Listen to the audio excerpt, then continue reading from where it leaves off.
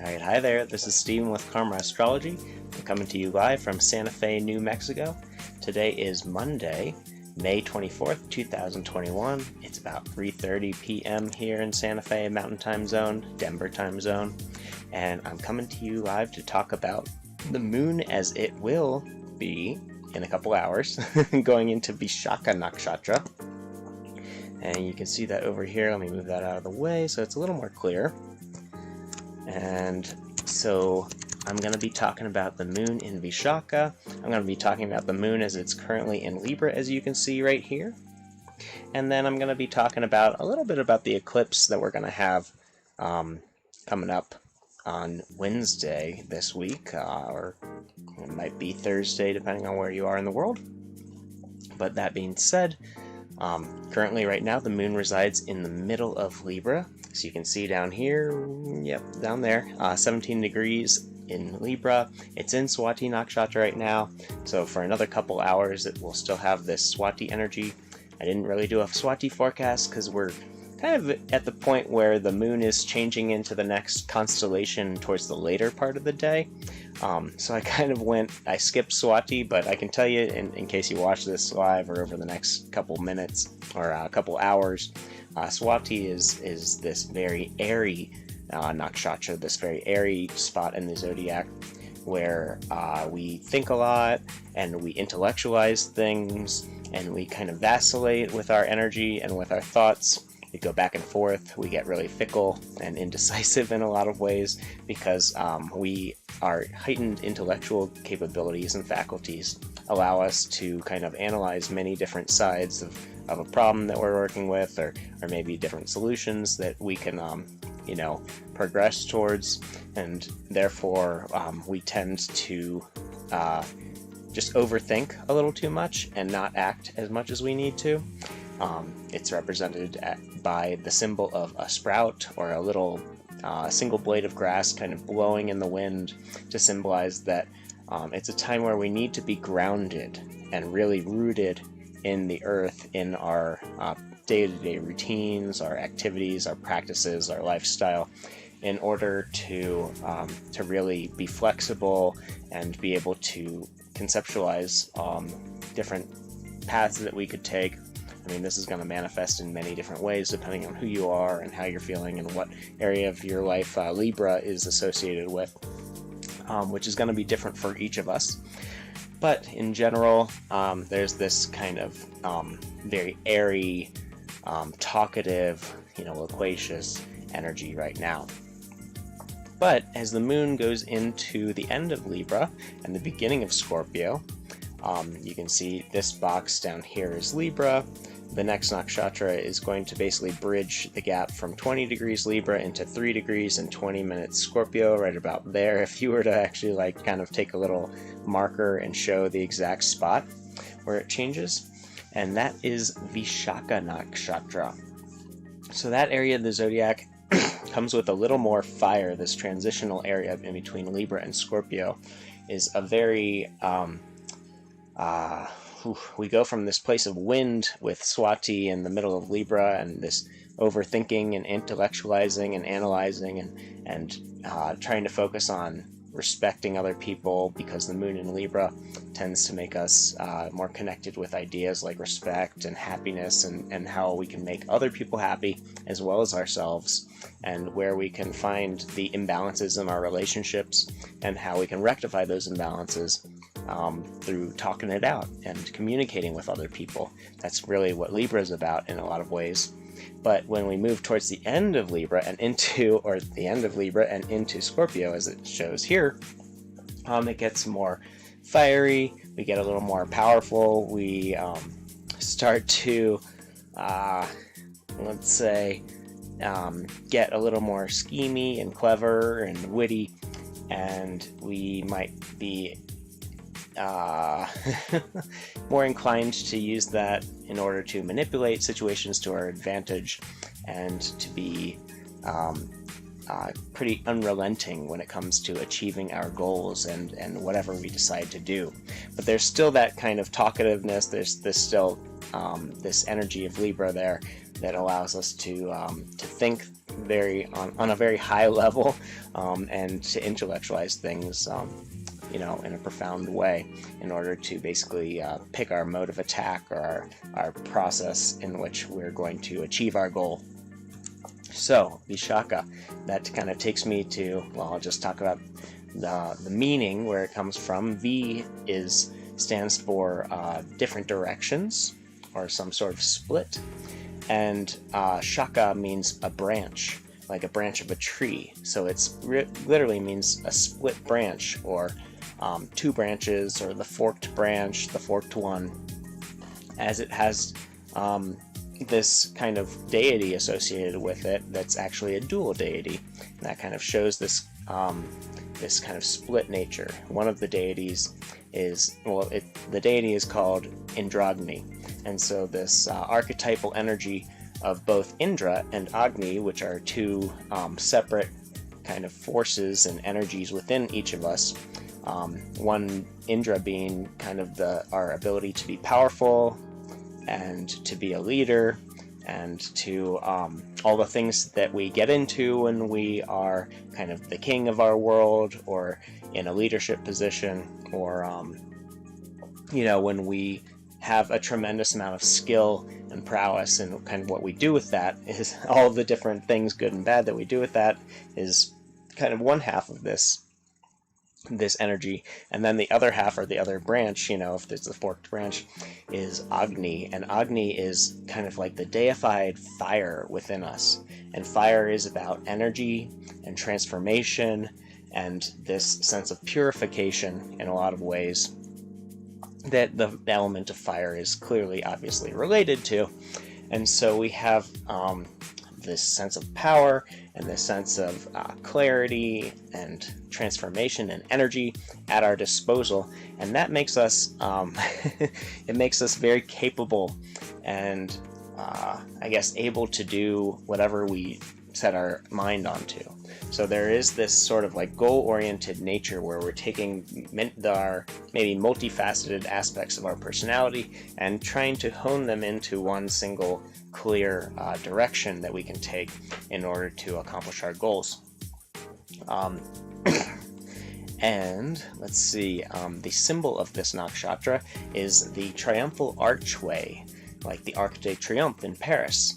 And this shows that there's this tremendous capacity to accomplish our goals, or to do what we want to do, and to be successful in those endeavors and those goals. So there's a lot of this latent potential on a day like today, and you can see that this energy is going to be valid until the moon goes out of Vishakha. The moon is in Vishakha Nakshatra, as I put this text in every day and change it up, until 6:40 p.m. Eastern Time on May 25th, where it will be going into Anuradha Nakshatra in Scorpio down here.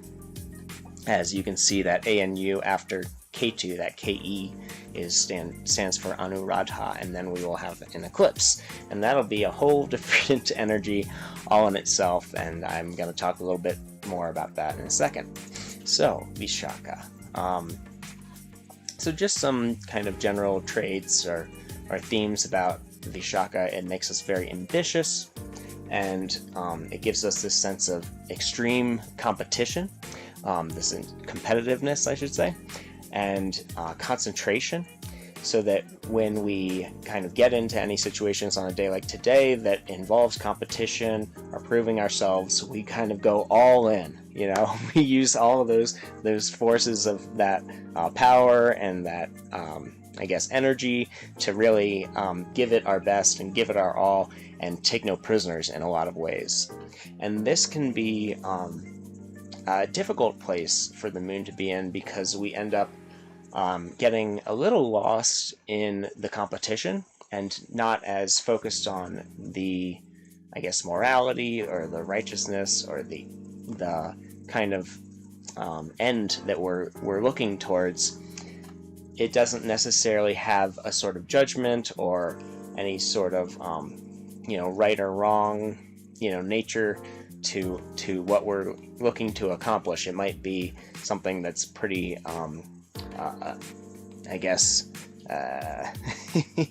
pretty dark or disruptive to our karma and to our sense of mental peace and health, or other people's mental peace and health. And that kind of take no prisoner attitude can come from this part of the sky in a lot of ways. And those of us who are super goal oriented, and those of us who like never give up, might have a planet here, and we need to kind of watch out for cutting other people's heads off, or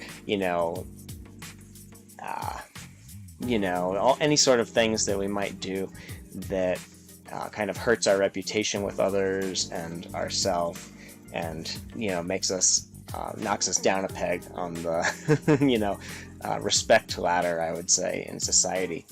We can pursue some pretty unwholesome goals and have some questionable attitudes on a day like today. So you want to watch out for what you're fighting for, what you're trying to attack, what you're trying to get done, and align that with your principles and your truth, so that you are kind of able to accomplish something, but it's something that is going to propel you along your path and help you, rather than kind of hurt you or hurt other people.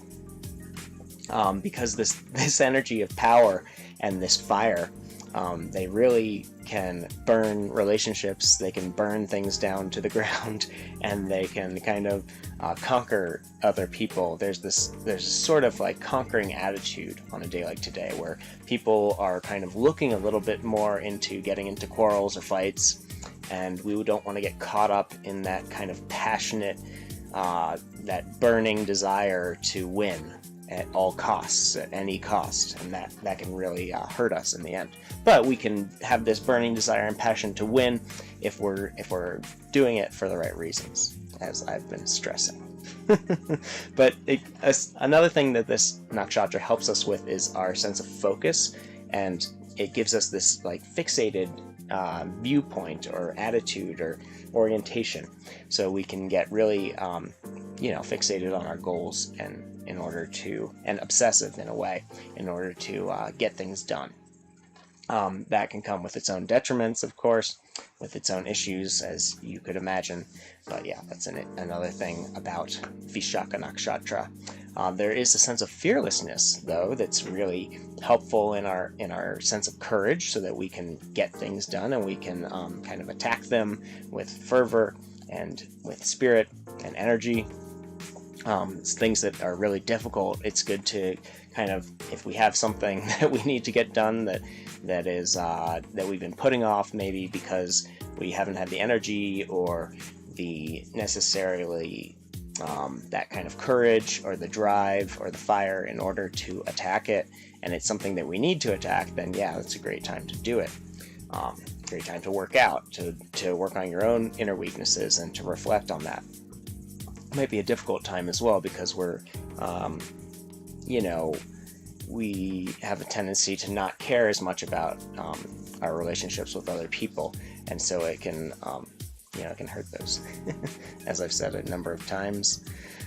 There's also this capability, if we aren't focused, if we are kind of scattered, we can be this kind of jack of all trades, or get into many different types of things and branch out and fork out into many different activities and kind of half-ass them. We don't really give it our all because we're spread too thin.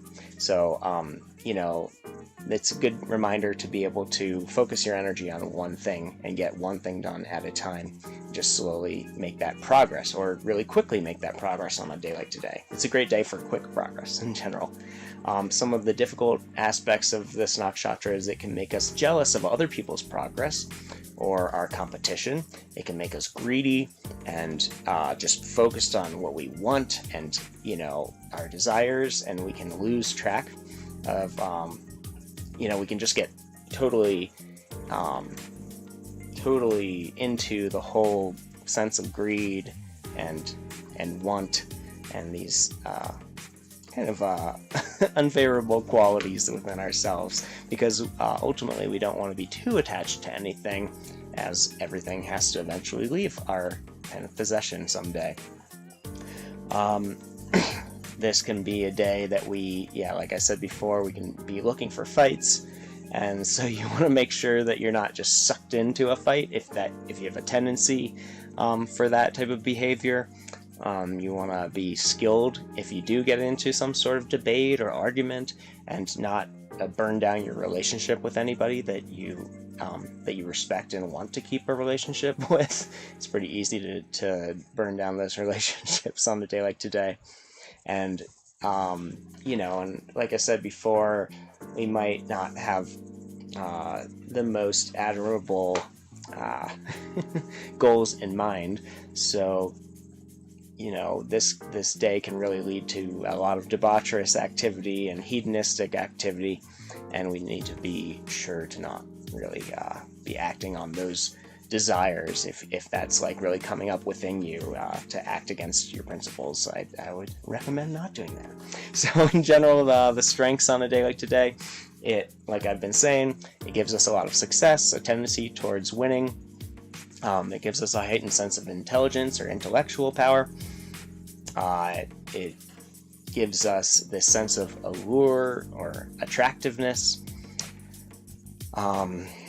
We can be more enterprising and really kind of set forth on a new path in a way, which is really nice. In a lot of ways, it can help us to get unstuck.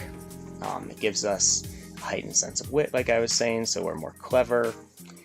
We can be more determined to get our way, so use that determination to your advantage. It can make us really good in political situations if you have a career in politics, or if you're trying to gain the favor of people. You can really turn on the charm on a day like today. It can help with our communication skills and our persuasiveness, our leadership qualities in general, and it's actually a good day for traveling, and I'll get into that in a little bit, and it gives us a heightened sense of courage. In terms of more of the shadow qualities or the weaknesses, it can make us too talkative, too militant, too quarrelsome.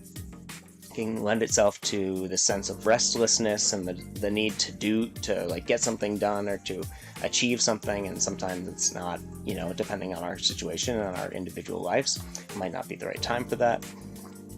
It can make us a little too envious, give us more criticism or this kind of critical nature. We can lose our sense of fidelity and, honor in a way, and our, commitments. We can be overly ambitious to the point of manipulation. We can make ourselves too isolated because we have this winner-take-all attitude, and that can really hurt our relationships. We have a tendency to not take advice on a day like today. We can get offended too easily. We can be too stingy, greedy, deceitful, aggressive, arrogant.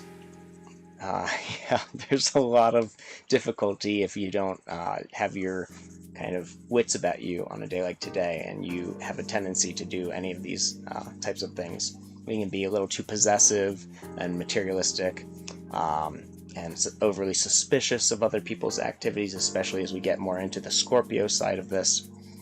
There's this sense of kind of paranoia in Scorpio, and when we allow that to kind of come into our consciousness, we can really spiral out when it comes to jealousy and possessiveness and control and domination. So definitely don't want to fall prey to those qualities.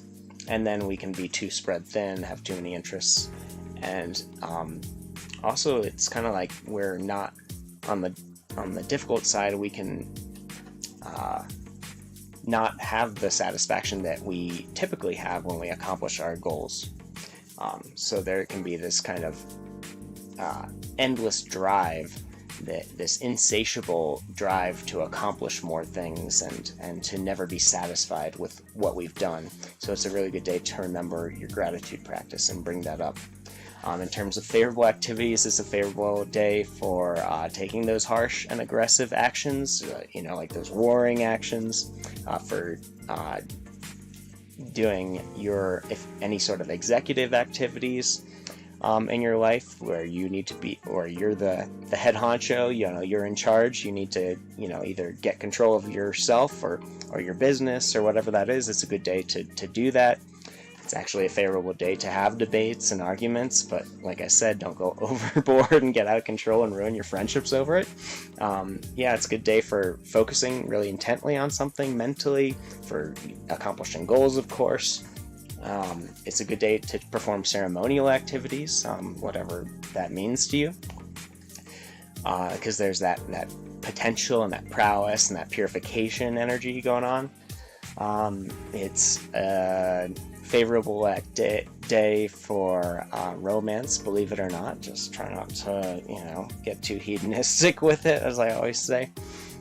For getting things done, for accomplishing tasks, for executing anything that you're trying to get done. And in terms of unfavorable activities, it's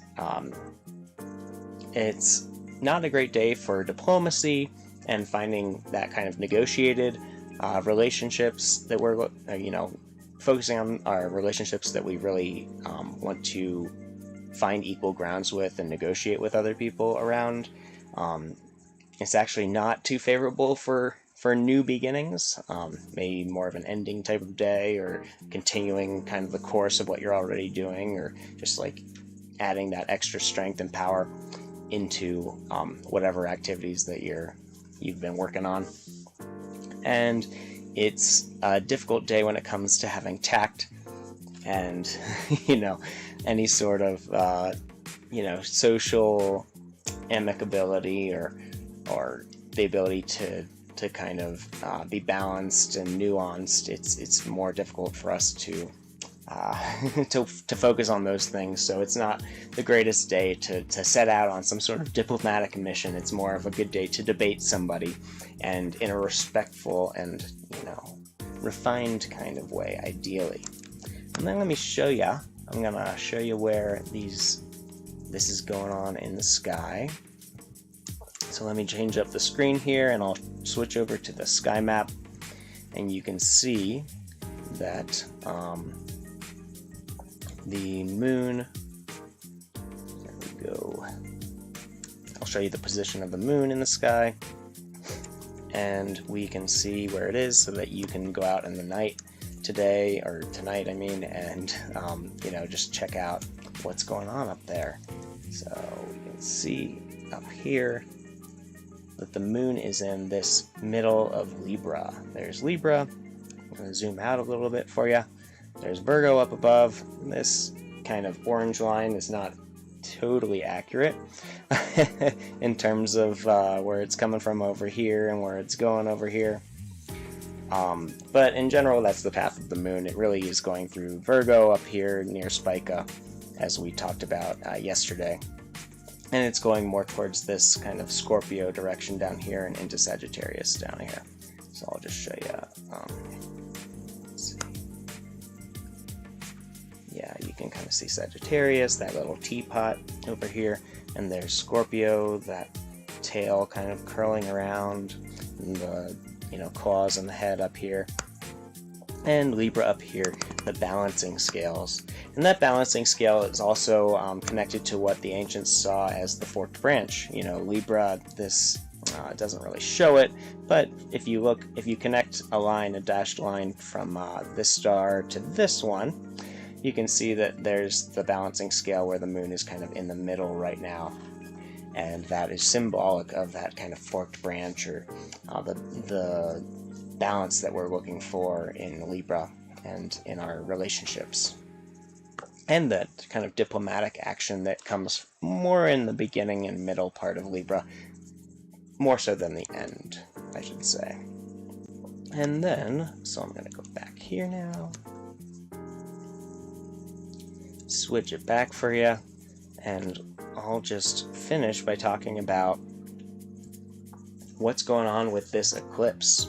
So I'm going to talk more about this in the coming days, of course, and have a special video about it and everything, but the eclipse is a really impactful time of the year, eclipse season. We have 2 eclipse seasons per year when the sun gets really close to, as you can see up here, the SU is the sun, and that RA beneath the sun is called Rahu, or the north node of the moon. Rahu is at 16, 35 according to this, or bit, yeah, 35. And then down here you can see K2 or KE is that south node of the moon. It's opposite. Let's see, there we go. So these are opposite signs of each other. That's Taurus up here, and this is Scorpio down here. Taurus is about everything that feels good, tastes good, you know, everything that's pleasing to the senses and grounding, and connects us with the sense of beauty and stability and kind of just the sense of contentment in our life through pleasure. And Scorpio down here is the sign that relates to more of the instability and the psychological issues that we might develop, or our sense of paranoia and our fears and any sort of inner weaknesses that we're looking to kind of rout out and improve upon and get better with. So you know, we might be feeling super vulnerable when things are in Scorpio, and we need to figure out, I guess, systems of basically it's almost like the sign of the psychologist in a way, or the psychiatric patient in a way as well, because it gives us the problem and the solution of our psyche and where our fears are and how we kind of navigate them and deal with them and learn to work through them. So the lesson of Scorpio goes from being, you know, the evolution of the Scorpionic or Scorpio principle goes from being fearful and paranoid, and then we slowly learn that we need to kind of observe these fears and figure out what they are, and then focus on them in order to figure out how we can mentally kind of prepare for them in a way, and physically prepare for the things that we're worried about. And then ultimately it leads into the sense of, once we're prepared to a certain extent, or to whatever extent we can prepare to, ultimately we can't control things that are outside of us that much, and so we have to surrender to the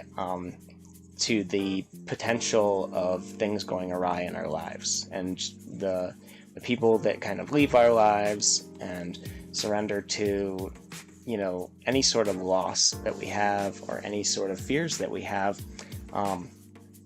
because we can't control the world, and we just need to be understanding and capable of I guess refining our thought processes and our psychology and our mental state in order to basically psychologically ultimately be prepared in a way.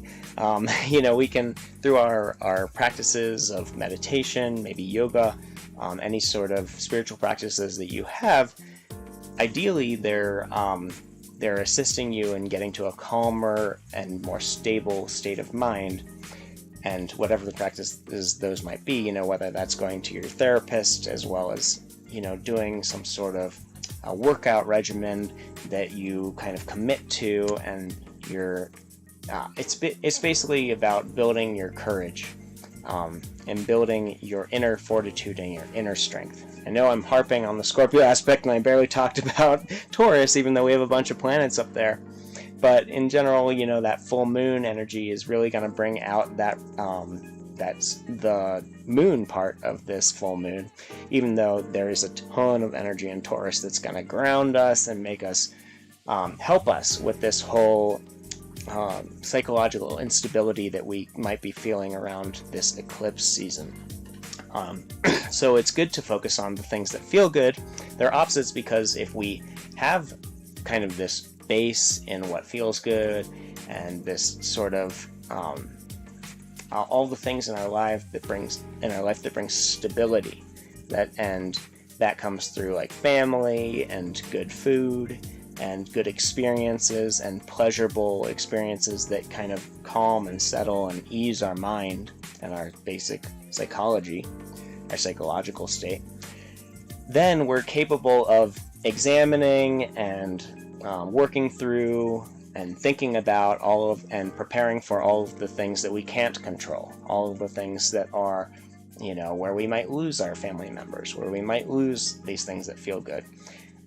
If we understand that these things will always exist, you know, these Taurian things will always be there to give us a deeper sense of stability and mental peace, then we can dive into the more difficult and destabilizing aspects of our lives, like Scorpio stuff. So, the whole thing about Scorpio being so dark and decrepit and all these negative aspects of Scorpio, it's really just the reason why we get dark and why we focus on those things is so that we can prepare ourselves so that we don't get taken over by them, and we don't lose control of our mental state.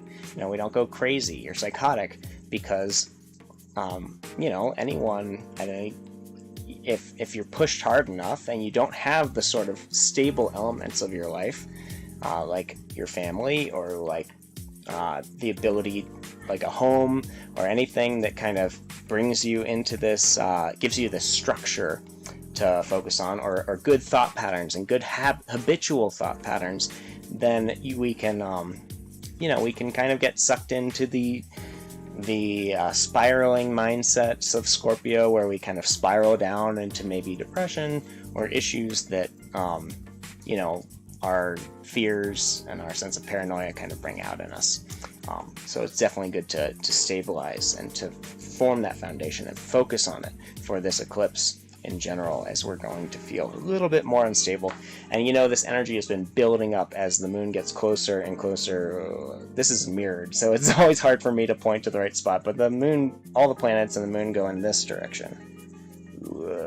Okay, whatever. But the moon is basically going like this now.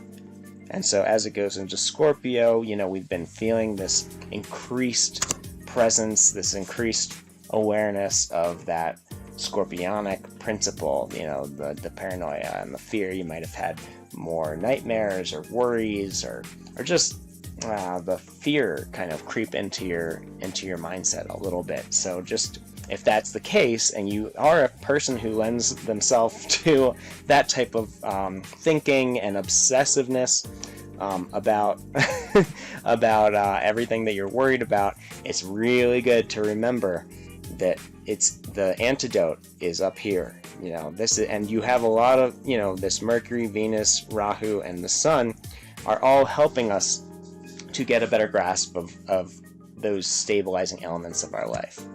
And that's going to be the real part of the solution. The other part is to get stronger and to think of, and to be able to focus on those things without tripping yourself out or losing your marbles.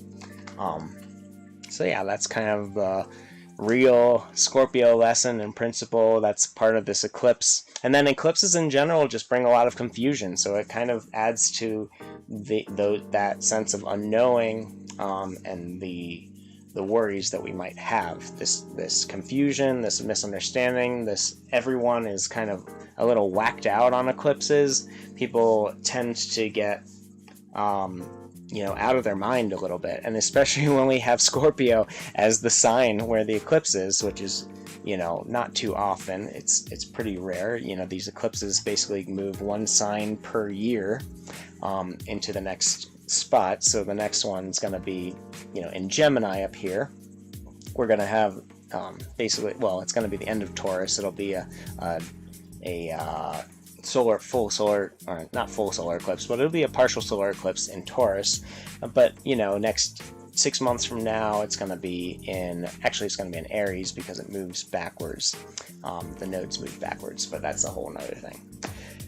That's going to probably do it for today, I think. I hope you got a lot out of this. I'll talk more about this eclipse again tomorrow, just to kind of help solidify your understanding of it, so that you can get an idea of what people are going to be feeling like, what you might be feeling like, let you know that you're not going crazy, even though it feels like you might be if you have a lot of Scorpio energy in you. And yeah, otherwise I hope you have a fantastic day. If you like this video, please give me a thumbs up, spread the love, and leave a comment below if you have any comments, questions, concerns, and otherwise hit that subscribe button if you want to see these on a daily basis and hear what's going on and how you can plan your day, and why people are acting a certain crazy way. You can really get a good idea if you watch these on a daily basis and kind of see, all right, I understand this astrology stuff a little bit better if you kind of watch it as it goes around the zodiac. So that being said, peace and love. Have a fantastic